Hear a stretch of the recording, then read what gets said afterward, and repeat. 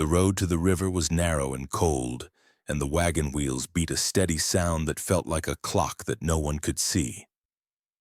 Jonah Yarrow kept one hand on the reins and the other on the barrel hoops he had brought from the last place, because a cooper's tools were the only proof a man could carry that he knew how to work and how to feed a family. Beside him, Amma held a cloth bag of herbs against her lap and counted the bundles by touch: rosemary, yarrow, pennyroyal, and willow, the names she trusted when a mother bled or a fever rose in the night. Miriam watched the shore through the mist and made the kind of notes only a daughter makes: how the trees leaned, how smoke from a distant chimney hung low, how the air smelled like wet lime and ash even when no fire was near. Thomas sat behind them with his feet braced on the trunk and tried to read the scrape marks in the wood of the wagon like letters, as if the road had been writing to the family all morning. They crossed by ferry to the Maryland side and climbed the slope toward Georgetown, where the fields were still winter pale and the first buds shook in the wind like small thoughts afraid to be heard. They had come to start over and to be smaller in their needs, and that promise felt safe until the town came into view with its parish yard, rising like a low step between houses and water. Jonah saw the fence first, not strong, just rails and a gate with iron hinges rubbed bright by many hands, and he thought of the work he could get fixing it, setting posts, steaming staves, shaping barrels for brine and beer. A man pointed him toward the parish, said the sexton sometimes needed a cooper for wash tubs, and said the church kept a yard for the poor beyond the main rows, a field where the ground took people fast and quiet. He said it like weather. Amma heard that and pressed the herb bag closer because she had learned that when a place speaks of the poor as a field rather than as families, something thin and sharp sits behind the words. The priest at the door was busy, the vestry clerk was busy. The air was busy with whispers that stopped when the family stepped in, but the sexton came from a side path with a soft smile and hands that looked clean in a way that did not come from water alone. He told Jonah there might be work and that the parish yard had rules that were simple, and then he paused as if the rules were still being written while he stood there. The fog thinned and showed the stones, tall for names that everyone knew and flat for names that had money once, and beyond them an open stretch with a different color of grass. Miriam stared at that patch and felt a kind of pressure in her chest, the way a room feels when a door closes and the latch is turned on the outside. Thomas wondered if the open ground was for new graves, but he did not ask.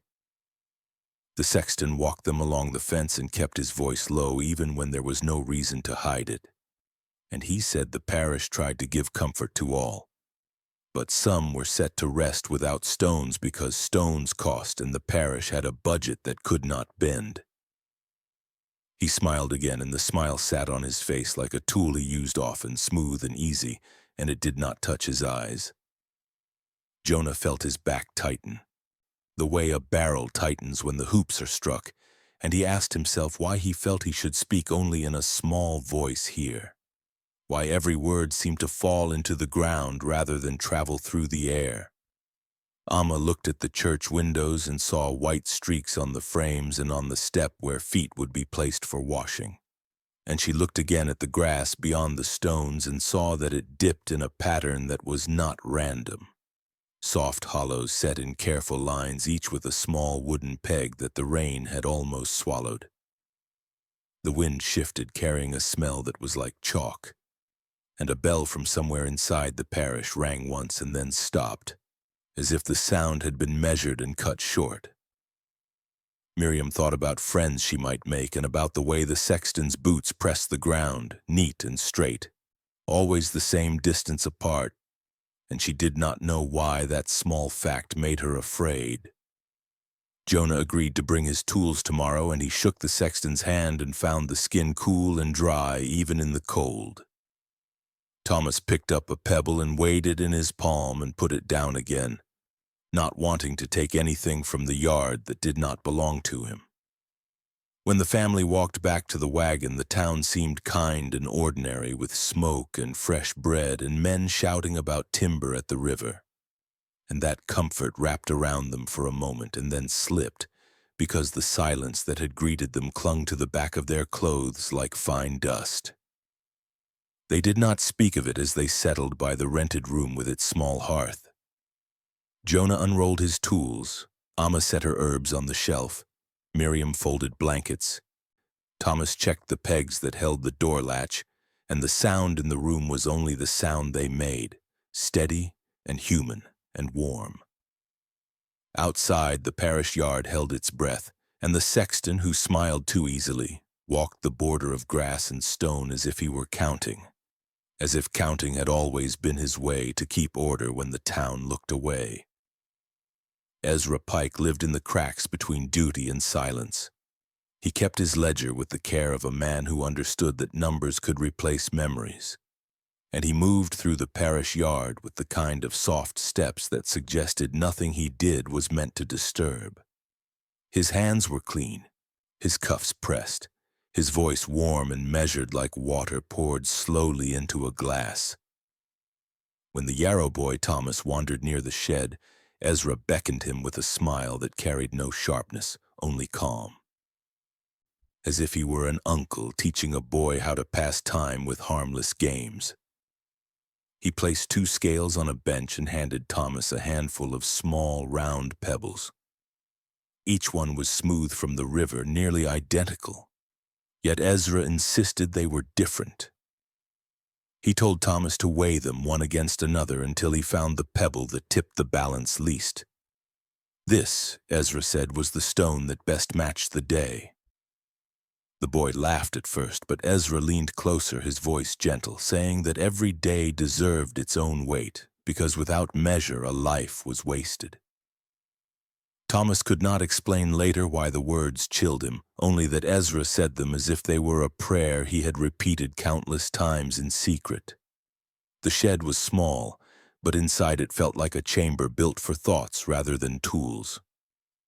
Coils of rope hung in neat rows, shovels lined the wall with their blades oiled and sharp, and a narrow table was covered with slips of parchment filled with tiny marks that looked less like writing and more like notches, as if Ezra were recording lengths of silence itself. At the center of the table sat an object that caught Thomas's eyes. The glass bell, wide at the bottom, narrowing to a stem at the top, sealed with a brass cap. Within it hung a chain and a slender pendulum that clicked faintly even though no hand had touched it. Ezra called it the silence glass. He explained that it was an air clock, a device meant to time how long a person could hold their last breath. He spoke as though it were an invention as ordinary as a water jug, something useful, nothing frightening. Thomas wanted to ask why anyone would need such a thing, but Ezra spoke before the question formed, telling him it was a tool for mercy, a way to count when words no longer mattered. The boy felt his stomach tighten, but Ezra's soft smile made him think it would be rude to leave, so he stayed until the pendulum stopped ticking on its own. Jonah Yarrow thought the sexton strange but harmless, a man who simply had peculiar habits. Amma Yarrow, however, sensed something colder beneath his gentleness. She began helping at the parish, tending to the sick and setting herbs where she was asked. And there she first heard of the fee that separated one grave from another. Families with coins could pay for a stone, carved clean and set upright, while the poor were lowered into the far field with only earth to cover them. When Amma asked why, the women working beside her said it was the rule and shrugged, as though repeating a fact about the weather. The silence in their voices felt forced, like mouths used to speaking but now bound by something unseen. That silence told Amma more than words could. Ezra recorded everything, not just who had died, but how long the body lay before burial, how heavy the air had been that night, how many words were spoken at the service, even how the mourners breathed. The ledger was not a book of names, but a map of control, a way of pinning people to a page after the soil had taken them. He carried the silence glass into the parish cellar sometimes, saying he needed to calibrate it. When the bell was turned, the air inside seemed to shrink, and the ticking measured a span that had no comfort in it. To Ezra, life itself was not worth noting unless he had weighed the breath it ended with. Thomas told his sister Miriam about the pebble game and the glass bell. She warned him not to go back, yet he felt drawn, as though Ezra's quiet approval mattered in a way he could not explain. Children often mistake control for kindness, and Ezra knew this, shaping his softness so that it trapped rather than freed. He never raised his voice, never struck, never threatened. His weapon was his calm, his ability to make every act of cruelty appear as a ritual of care. Amma began to notice Ezra's presence in places he did not need to be. The corner of the vestry when names were being written, the back pew when poor families whispered their fears, the parish gate when a stranger passed. He appeared as though he were simply doing his duty, but his eyes followed every gesture, every word. She thought of the graves without stones and felt the chill of numbers that were counted but not spoken. The parish pretended this system was practical, but Amma understood that practicality had become a mask for something far more deliberate. As spring deepened, Jonah kept his hands busy with barrels and wood. Miriam tried to make friends among the children near the river, and Thomas lingered too often by the sexton's shed. The family began to sense the unease but could not yet name it. Ezra Pike moved among them as he moved among all, quiet, gentle, unthreatening. But behind the smile, he was weighing more than pebbles, more than breath. He was weighing which lives deserved stones and which would vanish into the silence he worshipped. Jonas Cray carried himself like a man who had never been questioned. He was vestryman, treasurer, and voice of order within the parish, and his neat coat and polished boots spoke of a man who believed in rules above people. When Jonah Yarrow first stood before him, he expected talk of work or wages, but instead Cray leaned across the table and explained the practice that governed the graveyard. There was, he said, a name fee. Families who paid it had their dead set beneath stones, names carved deep enough to outlast storms. Families without means were lowered into the far field, earth mounded, but no stone, no letters, no trace but memory. He said it as though he were explaining the price of bread, without cruelty in his voice, yet something in his tone made Jonah's stomach turn. The words were too smooth, too prepared, like a script recited many times to others who dared to ask. Outside, Jonah walked to the yard and stood at the edge of the far field. The earth was darker here, softer as though it had been turned often.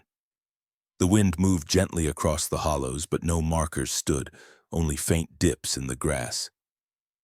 He saw fresh dirt, uneven and raw, where a body had been placed not long ago.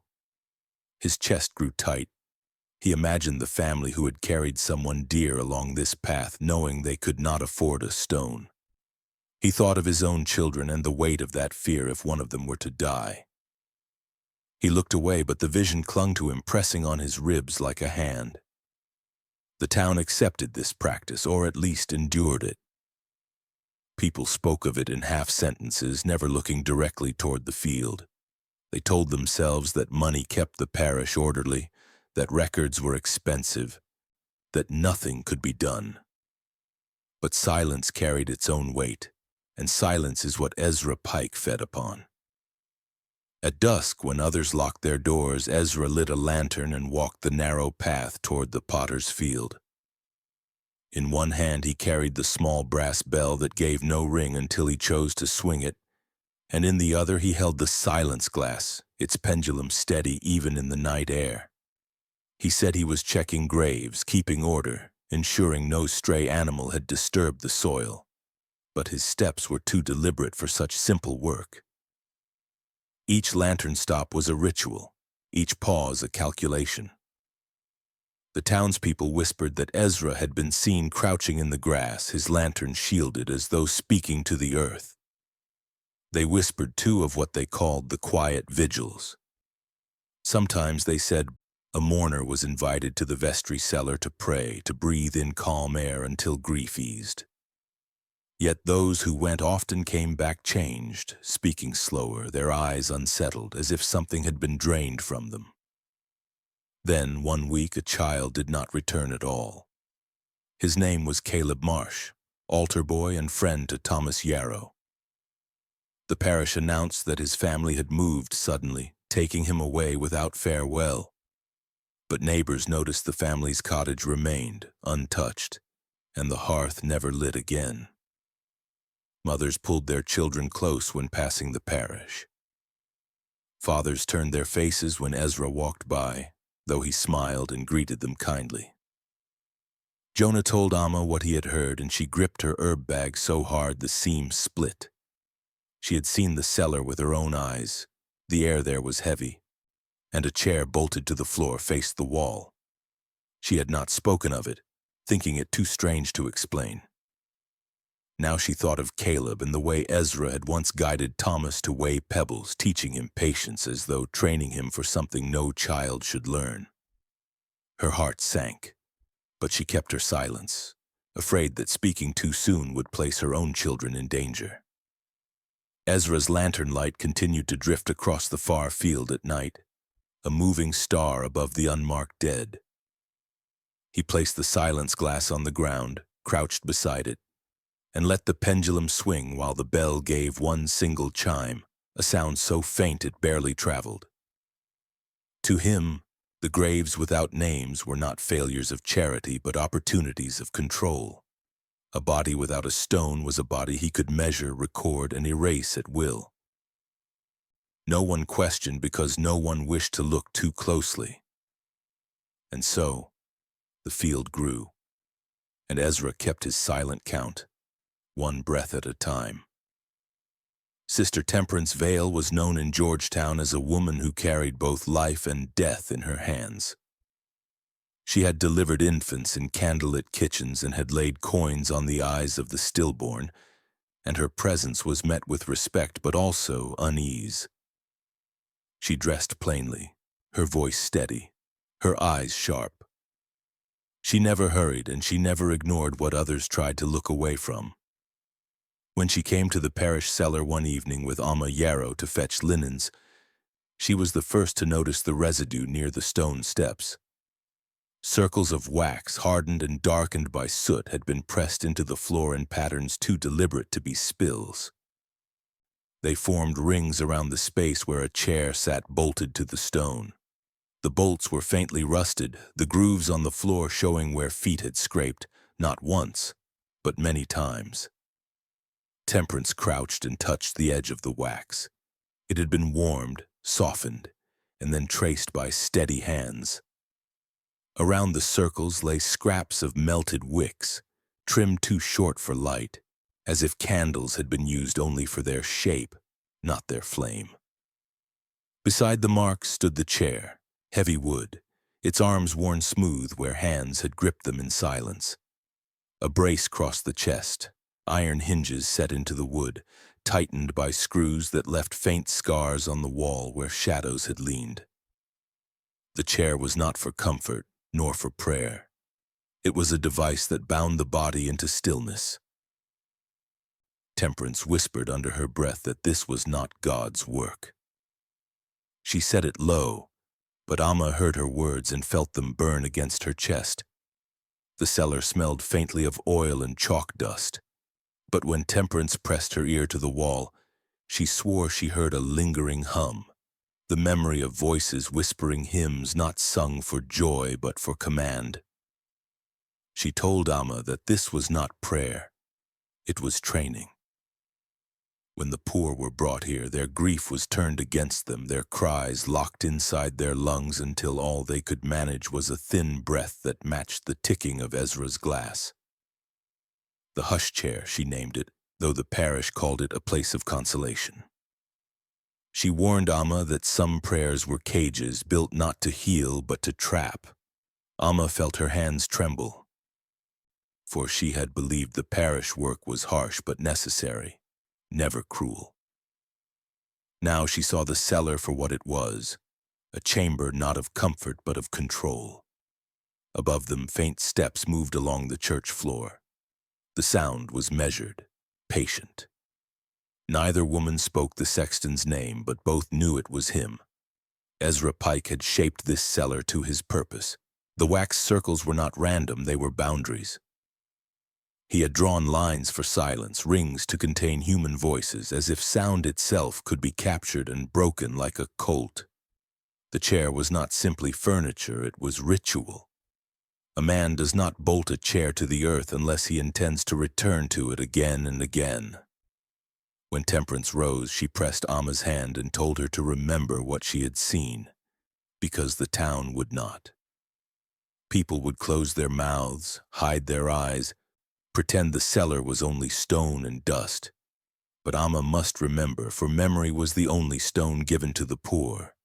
The words cut deep, and Amma carried them back to her rented room where Jonah sat repairing a stave, unaware of what waited beneath the church he trusted to protect his family. That same week, men with surveying tools arrived from the federal district. They measured ground and hammered markers into place, their chains rattling like distant warning bells.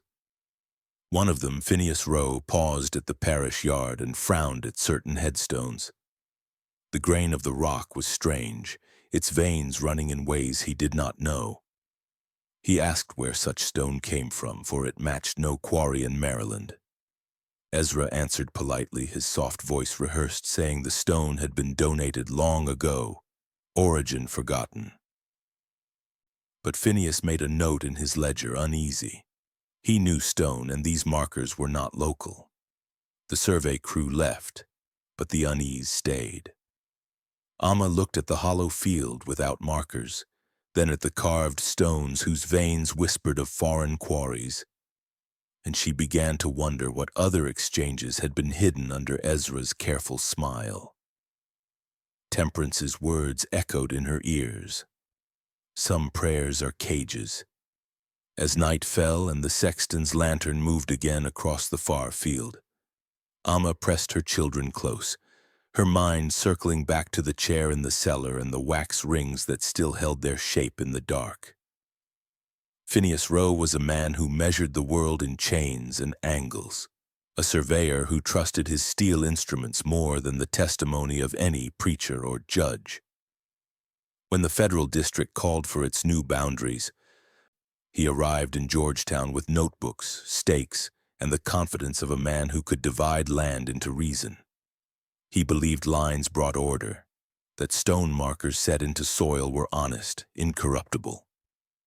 Yet as he worked the slopes along the river and hammered new posts into place, he began to notice something that unsettled even his precise mind. The boundary stones, cut heavy and tall to last centuries, bore the same chisel marks and grain as certain gravestones in the parish yard.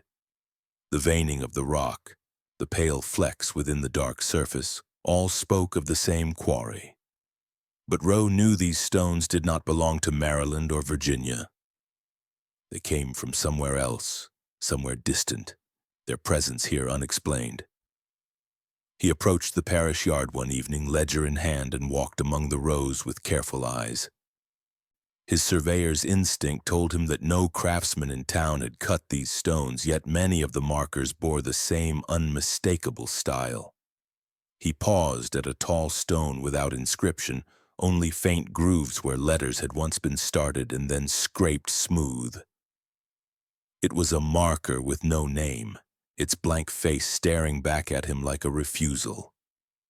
He ran his hand over the surface and felt the cold perfection of the cut. This was not work made for families to grieve by. This was work made for something heavier, something meant to fix a point in the world. Ezra Pike appeared at his side as though summoned. His lantern glowed low, his soft voice steady as he asked if the surveyor had lost his way. Rowe gestured to the stones and asked where the parish had found such unusual rock. Ezra tilted his head and smiled the same mild smile he gave to all who questioned him. He said simply, "From where the town does not look." The words were gentle, but they carried a finality that unsettled Roe. It was not an answer, but a warning disguised as courtesy. Roe pressed no further, yet he wrote the phrase in his ledger later, underlined twice. He knew when a man guarded a truth with riddles. That night he returned to his quarters restless. If the same hand carved both the markers of the dead and the boundaries of the living, then the line between memory and law was being blurred. Stones meant for graves were standing upright on the edge of maps, carrying with them the weight of lives that had been erased. A map built on borrowed dead would not only measure land, but would fix silence into the very soil. Roe wondered how many families walked past empty ground unaware that their absent stones had been raised elsewhere to mark the borders of power. Jonah Yarrow heard fragments of this unease from men who spoke near the tavern. He carried it home like a sickness he could not name. Amma saw the worry in his shoulders, and though she did not yet know of Roe's discovery, she guessed it had something to do with Ezra. For in every whisper of doubt, Ezra's shadow was present. Miriam noticed it in smaller ways. She had taken to watching Ezra when he passed by their lane, his movements deliberate, his eyes never rushed. One afternoon she saw him outside his shed polishing a set of small cloth masks. They looked simple at first, plain squares of linen stitched at the edges, but as he smoothed them, she saw the inside was lined with a mixture of crushed herbs and grains of salt. The powder clung to the fabric like dust, pale and sharp. Ezra rubbed the cloth with a tenderness that belonged to prayer. He folded each mask carefully, as if preparing them for a ritual not meant for open daylight. Miriam felt her skin prickle, but she could not turn away. Something in the masks seemed meant not for healing, but for taking something from those who wore them. The parish yard grew quieter as rumors spread. People spoke of names being lost, of graves without stones, of a child gone missing. The surveyors hammered their boundary posts with confidence, but Roe kept looking toward the church, troubled by what he had seen. He understood that stone was permanent, that once set it became part of the world's order. If Ezra Pike was shifting markers from the dead to the living, then he was not only burying bodies, he was redrawing truth itself. As night fell, Ezra carried his lantern again, walking the line between parish and potter's field. In his shed, the silence glass ticked, and the cloth masks waited, folded in perfect rows, like faces prepared for a silence too heavy for any hymn to break. Thomas Yarrow had begun to feel the weight of Ezra Pike's attention in ways he could not explain. The sexton's voice, always soft and calm, seemed to carry into his dreams. Ezra spoke often of patience, of the power of silence, of the need to weigh a day before one dared to end it. Thomas tried to tell himself these were only lessons, harmless and strange, but curiosity gnawed at him. One night he slipped from his family's rented room and followed Ezra through the dusk, careful to keep his steps light. The sexton carried no lantern this time. His pale figure moved steadily toward the church, a shadow within shadows, until he stopped at the steps that led to the front doors. Thomas crouched low and watched. Ezra bent, pulled up a board hidden beneath the bottom stair, and revealed a narrow door. Without hesitation, he passed inside. Thomas waited until the night swallowed the sound of Ezra's boots, then crept to the stair and pushed the door open. A narrow ladder led down into a cellar lined with wool, thick pads stitched to the stone walls so that no echo could escape. The air was warm, too warm for spring, and it smelled of salt and herbs, sharp enough to sting the throat. Thomas realized the room had been built not just to hold people, but to drink their voices, to erase their cries before they rose to the world above. He thought of the graveyard field with no stones and shivered.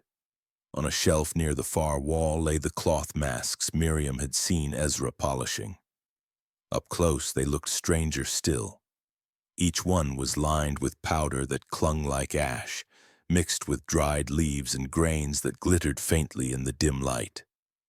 They were shaped to cover the nose and mouth, stitched with care and folded neatly as though prepared for ceremony. Beside them sat the breath clock, its pendulum swaying with unnatural steadiness, ticking not like a clock that marks time for all, but like a device made to record a single span of silence. The face bore tiny lines, each carved deeper than the last, as though marking the longest silence someone had ever managed. Thomas felt his heart hammer. He thought of Ezra's lessons with pebbles, weighing days, choosing the stone that tipped least. It had not been a game. It had been preparation for this room, this clock, this ritual of breath. The chair sat at the center of the space. At first it looked ordinary, just wood and iron, but Thomas saw the leather straps at the arms and the brace across the chest. He saw scratches on the floor where feet had thrashed, marks hidden beneath the wool lining but not gone. Someone had sat here. Many had. The chair faced no altar, no cross, nothing but the wall, as though the lesson was not to pray but to vanish into one's own silence. He pressed his hand to the brace and felt the cold iron hum faintly from old pressure. He tried to imagine Ezra's soft voice filling the room, whispering hymns over and over while the breath inside the mask grew hotter, thinner, until the clock ticked down to the end. Thomas stumbled back, his heel striking the door frame, and for a moment he thought Ezra would appear. But the cellar was empty, as if Ezra had vanished into the wool itself. Thomas climbed out, heart pounding, and shut the stair door, hoping no one had heard. He ran home, silent in his fear, but when he lay awake that night he could still hear the breath clock ticking in his skull. The next morning the parish announced that Caleb Marsh, Thomas's friend and fellow altar boy, had moved away with his family. No one had seen the family leave. Their cottage stood closed, its windows shuttered, its hearth unlit. The vestrymen explained it away with calm voices, saying opportunities called them elsewhere. But the townsfolk whispered. They remembered Caleb's laughter, his errands across the yard, his eagerness to serve. They found it strange that a family would leave without word. Stranger still that no one had seen them prepare. Thomas said nothing, but in his chest he carried the image of the chair, the masks, the breath clock, and he thought of Caleb's sudden absence. In his silence he understood what had been practiced in the cellar under the church steps had not ended. Someone still sat there. Someone still would. Sister Temperance Vale was the kind of woman who noticed small things others ignored. It was not just herbs and fever she understood, but textures, tastes, and the faint trails of what people left behind. While fetching cloths from the vestry pantry one evening, Larxena, she noticed a jar with white grains that caught the candlelight. At first glance it seemed like sugar, but when she dipped her finger to taste, the sweetness lasted only a moment before a harsh dryness spread across her tongue, pulling all the moisture from her mouth. It burned faintly as it settled in her throat, leaving her voice raw. She spat into the cloth and stared at the jar. This was not sugar alone. It was lime ground fine and mixed to deceive, a powder that promised sweetness but delivered suffocation. She called it quiet powder, for it turned the mouth into silence. She traced the powder back to another place in the church, a small chamber used for washing walls and vessels. The whitewash room, they called it, because its walls glowed unnaturally pale from repeated layers of lime mixed with water and spread thin. Temperance entered and felt her lungs tighten. The air burned faintly with every breath, not enough to choke at once, but enough to weaken slowly, to drain strength until knees bent and voices thinned. On the floor were faint streaks where buckets had spilled, and on the bench lay brushes stiff with dried paste. She imagined mourners led here under the guise of cleansing before a burial. She imagined them breathing the stinging air, fainting. their sorrow dismissed as weakness. She saw how it all fit Ezra's design. Sorrow turned into silence, silence into obedience. Ezra Pike explained it differently. He told anyone who asked that the room was for cleansing, a mercy to wash away sickness from grief, to quiet the body before prayers. He said it with his usual calm, the edges of his words rounded by kindness, but his eyes never softened. He called the sting of lime a blessing, the dryness of the throat a preparation for stillness. To him, pain was purification, weakness was surrender, and surrender was holy. The parish, worn down by habit and fear, accepted his explanation. They nodded and told themselves that fainting was common in times of mourning, that Ezra was only keeping order. But Temperance knew better. She had felt the ash on her tongue. She had breathed the lime into her chest. She saw how carefully he disguised cruelty as ritual. Jonah Yarrow heard the same whispers from other men, poor families saying their wives or sisters had collapsed during vigils in the whitewash room. He put the stories together with what he had seen in the potter's field. Fresh dirt without stones, no names, no trace. It came to him then with a sharpness that sickened him. Ezra was not only denying the markers, he was breaking them down first, bending their sorrow until they could not resist being erased. Their fainting was not weakness, it was design. Jonah gripped his tools tighter that night, his knuckles white around the wooden handles, as though holding them might keep his own family safe from being swallowed by silence. But secrets do not stay hidden when they are repeated often enough. The word spread through town like slow fire caught by ears that were ready to listen. Elias Morton, a local printer with a thin frame and quick eyes, heard the whispers and did not dismiss them. He printed a broadside that named the practice for what it was: silent burials. In bold letters he wrote that the poor were being buried without stones, their names stolen, their grief turned into ash. He slipped the broadsides under doors and pinned them to posts in the night, so that by morning the town could no longer pretend it did not know. The vestry reacted with fury. Jonas Cray declared the broadside a lie, a slander meant to disrupt God's order. He threatened any man caught spreading it with fines, and he warned that the parish would deny services to those who supported such talk. But threats could not erase the unease. People had felt the sting of the lime, had seen the far field with their own eyes. The broadside only gave shape to what they already feared, that Ezra Pike's calm face and careful rituals were not acts of mercy but acts of control. And still at night Ezra walked with his lantern, his steps steady, his hands clean, as though nothing had changed. The silence glass ticked in his shed, the masks waited folded. And the whitewash room glowed faintly, its walls coated again and again in layers of quiet. Amma Yarrow had learned to search for what others ignored. When she found the chest in the vestry storeroom, it was not because she had been told to look there, but because the lock had been oiled too recently, its iron gleaming while dust clung thick to the rest of the shelves. She waited until the parish was empty, then forced it open with a flat blade. Inside were not linens or coins, but records. Births, baptisms, marriages, torn from ledgers, the ink blurred and the parchment warped. They were wet once, she realized, soaked through, then stretched and dried until the pages felt more like skins than paper.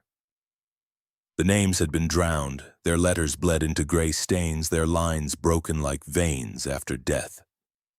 She touched one page and felt a tremor of horror. These were not accidents.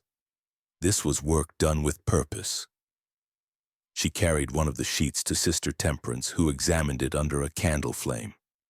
The marks of water were deliberate, the edges salted, as though someone had mixed brine to wash the words away. The names had not faded by chance. They had been erased as part of a ritual. Later, when Ezra Pike was asked, he gave it a name with his calm certainty. He called it the paper baptism.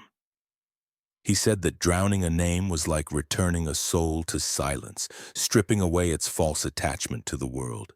He said that once the page was washed, the person no longer belonged here, and in time neither would their family. He spoke as if this were mercy, not cruelty.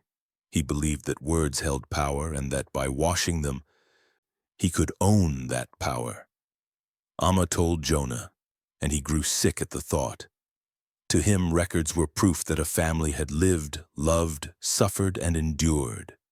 Without them, memory slipped into rumor. Without them, the grave without a stone became absolute.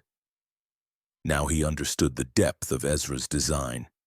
He was not only stealing stones, he was unmaking the names themselves. The erasure was complete. Elias Morton, the printer, heard of this and could not remain still. He had already risked himself with one broadside, but this new truth demanded more. He set type late into the night, the clatter of his press beating like a drum of defiance. His second broadside cried out in bold ink, names were being drowned, records washed, families erased. He called it by its true name, erasure. By dawn, the broadside was spread through Georgetown, pinned to tavern doors, nailed to fence posts, slipped beneath shutters. It struck the town like a hammer. The parish leaders raged. Jonas Cray denounced Elias, swearing that lies were being fed to the people. He promised punishment, spoke of order, warned that unrest would bring ruin. But the broadside had done its work. People had seen the far field, had felt the sting of lime, had heard of Caleb Marsh vanishing. Now they knew the names themselves were being destroyed. Families began to whisper openly. They looked at Ezra not with trust but with fear, and fear, once spoken aloud, does not return to silence. Ruth Greer emerged in this moment, a widowed beadle who had long kept order at parish gatherings. She was not known for speaking much, but when she did, people listened.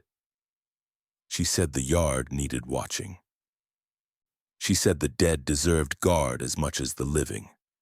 She gathered men and women to keep night watch in the graveyard, to see if the markers truly were being stolen. By her presence alone, the watch gained weight. Ruth had lost her husband to fever years ago, and she had buried him with a simple stone. She never spoke of him, but she never let her eyes leave the yard. At night, lanterns began to flicker among the graves, not carried by Ezra, but by townsfolk standing vigil. They whispered to one another that stones had gone missing, that names once carved had been scraped clean, their surfaces polished to blankness. Ezra walked among them with his usual soft smile, as though the watch pleased him, as though he too cared for order. But when he passed, people felt the air draw tight, as if sound itself bent toward him. He would not stop.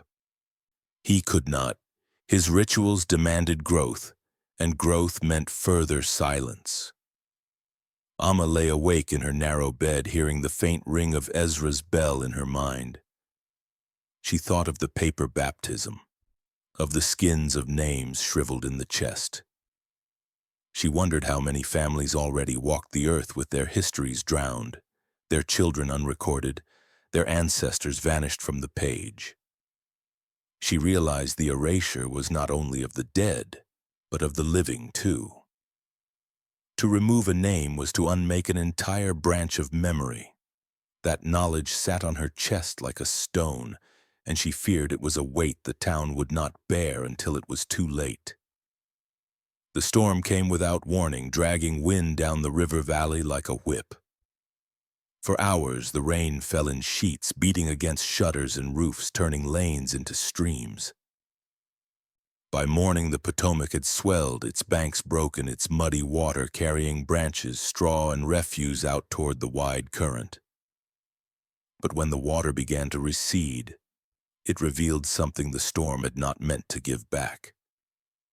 Near the bend where reeds grew thick, a bundle lay half buried in silt, tangled in roots. Children playing along the bank saw the pale glint of wax and called for Ruth Greer, who came with her lantern even in daylight. She knelt and pulled the bundle free. It was heavy, tied with twine, the knots clumsy but deliberate. The first thing she uncovered was a ring of hardened wax, cracked by water but still bearing the curve of a circle. There were several of them, each pressed flat, each stained with soot. Next she found a mask of cloth, the same kind whispered about in town.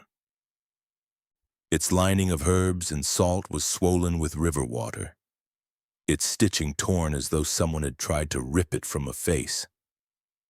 The mask sagged in her hand like flesh without breath.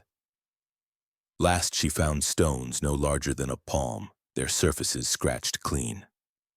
She turned them over one by one and saw where letters had once been carved, then scraped down to blankness. They were not river stones. They were grave markers, stripped of memory and thrown to the current. The people gathered as Ruth laid the items on the grass. The sight was enough to still their voices. They knew at once these were not the leavings of the storm. These were tools of the parish cellar, tools of Ezra Pike. Ruth said nothing at first. She only pressed her hand to the mud and studied the ground where the bundle had slid. There in the soft soil were heel marks, neat, even steady. She measured them by eye and knew whose boots had made them. Ezra Pike's steps were as precise as his voice, never hurried, never careless. Even the storm had not broken his order. Jonas Cray arrived with his treasurer's coat damp and his face drawn tight. He urged the crowd to be calm, said the river often dislodged strange things, that tools from barns or fields sometimes washed down. But as he spoke, his hands trembled. He held them behind his back, but the people saw. For the first time, Jonas's confidence cracked, and it spread through the crowd like a tremor. Calm words no longer carried weight against the evidence that lay in the mud. Yarrow watched from the edge, her children clinging to her sleeves. She felt dread coil in her stomach. If Ezra was discarding masks and stones, then he had already taken more than anyone guessed. She imagined her own family's plot, the simple space Jonah had set aside, stripped bare, her children's names erased and drowned. She held them closer, her eyes fixed on the blank stones. To her, they were not just tokens of the dead. They were warnings of what Ezra planned next. Ruth Greer stood straighter than the vestrymen and did not flinch. She said the river had given back what was hidden, and the town must decide whether it would bury the truth again or face it. Her voice was calm, but her eyes were fixed on Ezra's absence. For though his boots had left the marks, he himself was nowhere to be seen. People turned their heads, scanning the road, expecting him to appear with his lantern and soft smile. But he did not come, and that absence was louder than any denial. The crowd drifted away uneasy, carrying whispers back into kitchens and taverns. That night, candles burned longer in windows, and people locked their doors sooner. The bundle from the river lay in Ruth's keeping, guarded like proof of a crime no one wanted to name aloud. Yet silence only deepened the fear. They knew Ezra would not answer with retreat. He would answer with ritual. The following day, Ezra returned as though nothing had happened. He moved with his usual calm, greeting neighbors with a smile, his voice soft, his hands clean. And then he made an announcement. The parish, he said, would soon hold a quiet communion. It would be a service to heal the town, to steady its spirit, to bind its divisions in stillness.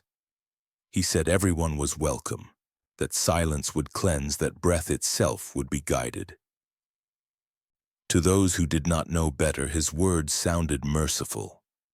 But to those who had seen the wax, the mask, the stones, they heard something else. They heard the river's warning echoing through his calm, promising that what it had given back was only the beginning.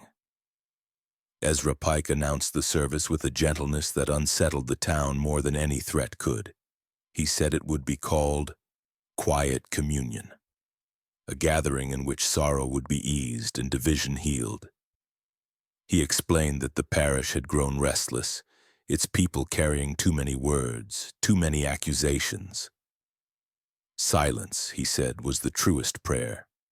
The service would be held at night, in the cellar beneath the church steps, and the doors would be barred until the town had learned to be still.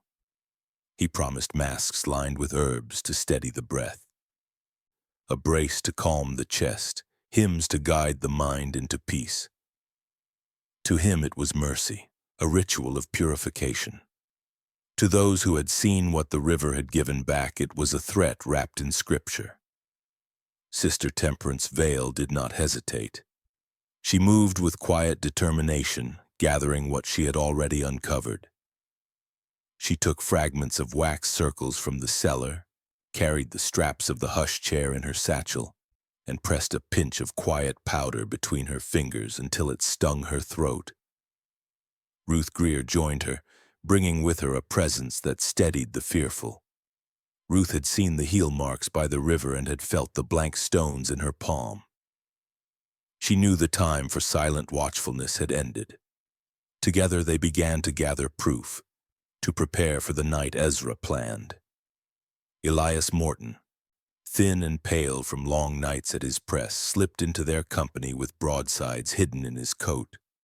He had ink on his hands, but his words were sharper than any blade. He showed them new drafts, lines that spoke not only of silent burials, but of drowned records, missing children, erased names. He said the town needed more than whispers. It needed evidence carried in the open. Phineas Rowe, the surveyor, came last. He laid before them sketches of the stones, grave markers carved in the same hand as federal boundaries. His lines were precise, his measures exact. He said Ezra was redrawing truth itself, shifting the borders between the living and the dead. The four stood together in a small room lit by a single lamp. Each of them had seen a different piece of Ezra's design. Now, when laid together, the picture was whole. The brace, the powder, the torn records, the ledger lines that stopped with the poor, the boundary stones, the masks, the chair, the wax. It was all one system, a structure built not of faith but of silence, where every element worked to erase, to bind, to unmake. They understood that Ezra's communion was not worship, it was completion. He was preparing to enact the full measure of his ritual, and the town itself was to be the congregation. Outside, word spread quietly. Some believed Ezra's promises, desperate for comfort in a season of fear. Others whispered that no communion barred with iron could be holy. Mothers pulled children close, fathers paced by doors, but all felt the pull of inevitability. Ezra's calm had always disguised his control, and now he was drawing the town into the cellar where he ruled completely. Jonah Yarrow heard the news and felt a weight heavier than any barrel he had ever bound. He knew Ezra's eye had lingered on his family before. The way he guided Thomas with pebbles, the way he watched Amma in the vestry. Jonah feared their names would be among the next erased. That night, while the women gathered proof, he walked to the graveyard and sat by the plot he had set aside for his own family. He leaned against the wooden posts and kept watch, tools in his lap, his eyes fixed on the rows of stones. The lanterns moved again across the yard, their glow steady, their bearer unseen. Jonah gripped his stave and swore silently that if Ezra came for his family's ground, he would not stand by. But Ezra did not come to the graves that night. He was in the cellar arranging the masks, setting the brace, aligning the breath clock. He was preparing for his communion with the patience of a man who had waited his whole life for one ritual to be complete. And above, the town stirred, torn between obedience and defiance, not yet knowing that the choice would soon be forced upon them, sealed in the silence of the hush room. The graveyard was quiet when Jonah Yarrow saw him. Ezra Pike stood at the far end with his lantern, his back bent not in prayer but in labor. A small cart waited beside him, its wheels deep in the damp soil. In it lay two flat markers, each heavy with age, their surfaces scraped to near blankness. Jonah recognized them, stones that had once rested over poor graves, bearing initials that the weather had not yet erased. Now they were lifted like lumber, bound with rope for what Ezra called boundary use. Jonah's chest tightened as he realized that the dead were being stripped again, their markers taken not only from their graves but from their memory, carried away to serve lines of land and law that cared nothing for them. Jonah stepped forward, blocking the path to the cart, his shoulders squared as though to shield the field itself. Ezra raised his head slowly, his expression unchanged, his smile still as soft as ever. He said that stones should serve the living, not the dead, that earth was enough for the poor. His voice was calm, almost kind, but behind the words lay the logic of a man who had long since decided that erasure was mercy. Jonah's hands shook, but he did not move aside. Ezra's lantern flame swayed in the wind. He placed the ropes down with deliberate care and reached into his coat. From the folds he drew the silence glass, its pendulum gleaming faintly. He lifted it as though to mark the moment, to weigh the breath of Jonah's defiance. His hand was steady, his smile faintly brighter. He would time this confrontation as he had timed so many silences before. But before he could set the pendulum swinging, Ruth Greer stepped from the shadows. She held a small horn carved from bone, one she had carried since her husband's death, and with no hesitation she raised it to her lips. The blast shattered the graveyard's stillness, a raw cry cutting through years of forced quiet. The sound carried into the town, pulling doors open, stirring windows, summoning those who had feared too long. Lanterns and candles appeared, first in twos and threes, then in dozens until the graveyard glowed with trembling light. Men and women, mothers and fathers, children clinging to skirts, all came pouring into the yard. They saw Jonah standing guard, Ruth with her horn, and Ezra with the silence glass in his hand. His calm faltered for the first time.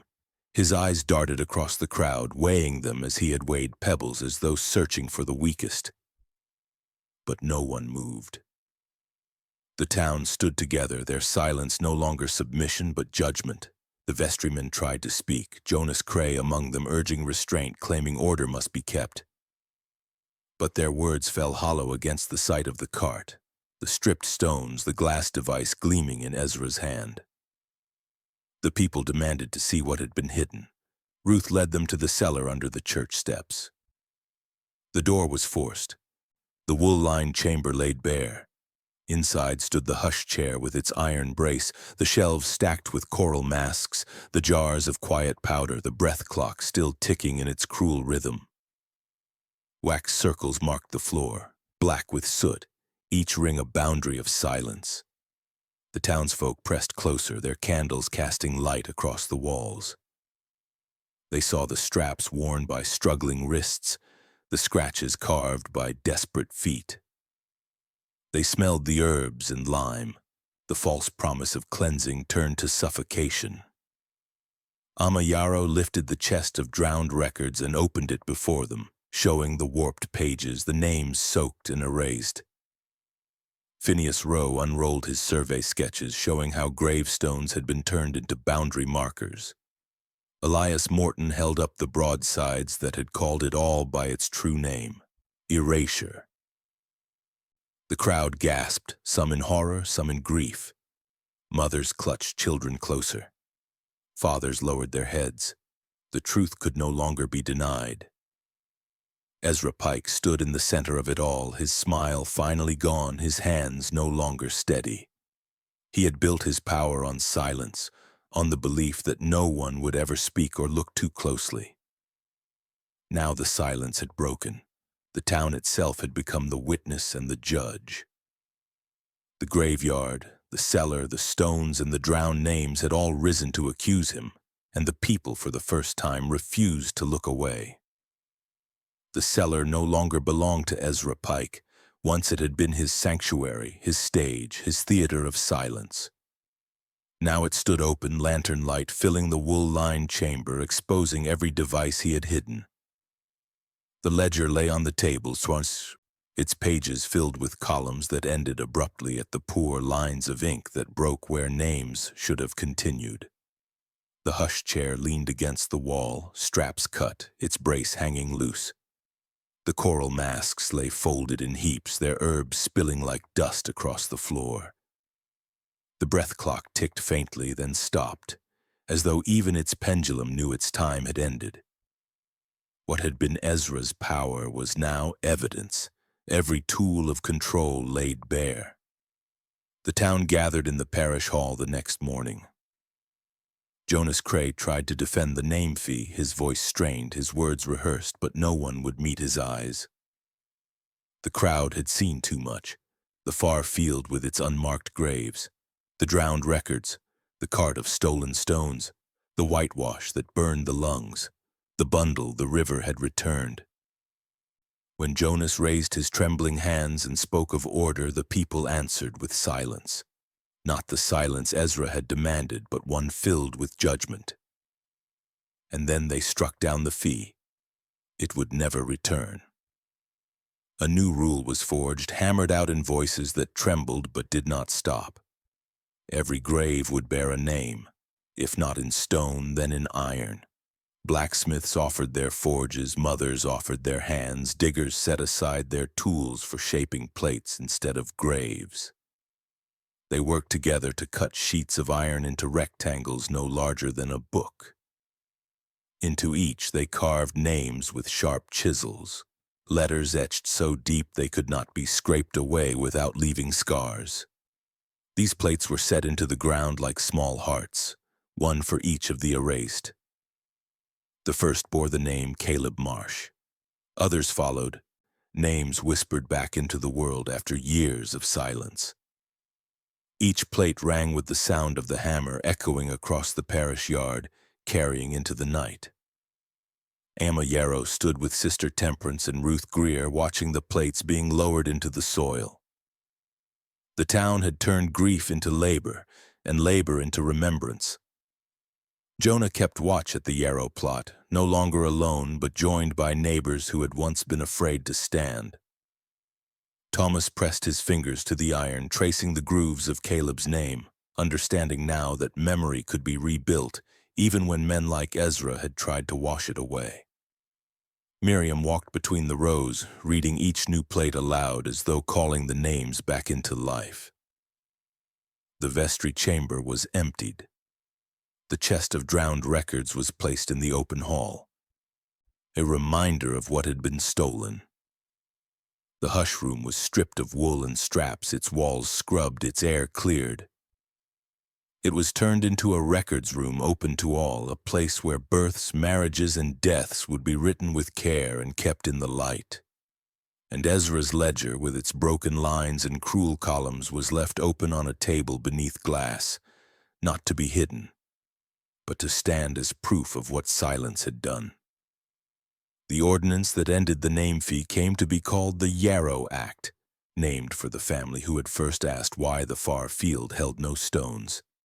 It was not law carved in distant courts, but in the will of the town itself, a promise made in iron and memory. But even in victory the truth remained heavy. Evil here had not come with fire or rage. It had not worn chains or raised its hand in anger. It had come with a kind smile, a clean coat, a soft voice. It had sat in ledgers, in rules that seemed practical, in rituals that seemed merciful. It had worked patiently, erasing one name at a time, washing one record, scraping one stone, until whole families vanished without sound. Evil had thrived in silence, in tidy rooms, in tools that looked like care. As the memorial plates were set into the earth, the candles of the townsfolk burned late into the night. Each flame marked a vow that silence would not win again.